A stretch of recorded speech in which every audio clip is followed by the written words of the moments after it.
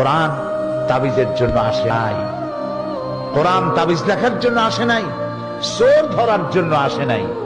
আমরা কোরআনের কাছে কখন যাই? মসজিদের ইমাম সাহেব, মৌলানা সাহেবের কাছে যাই, হুজুর আমার তো বইয়ের স্বর্ণের চেন চুরি হয়ে গেছে, একটু চাউল পোড়া দেন। বিশ্বাস করুন, চাউল পোড়া দিয়া যদি চোর ধরা যেত, অন্তত মুসলিম রাষ্ট্রগুলিতে পুলিশের চাকরি থাকতো না। সমস্ত মুসলিম দেশের থানাগুলিতে চাকরি হতো মৌলভী সাহেবদের। সেখানে বস্তায় বস্তায় চাউল দিয়ে বলা হতো, আপনারা চাউল পড়বেন আর চোর ধরবেন। প্রিয় ভাই সব, জেন তাড়াবার জন্য আর চাউল পড়ে চোর ধরার জন্য কোরআন আসে নাই।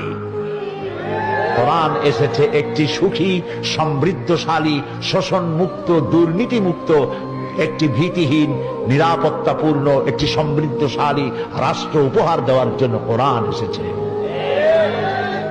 কোরআন শরীফ